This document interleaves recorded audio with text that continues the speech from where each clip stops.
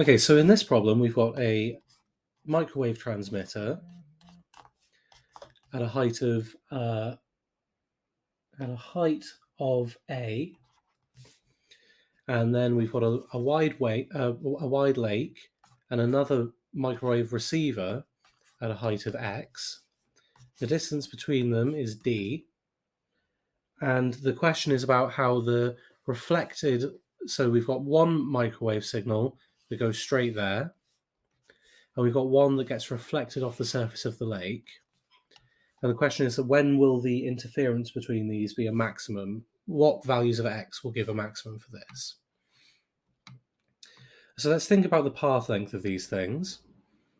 So the path length of the top one, we can draw out this triangle. So we've got this length is D, this length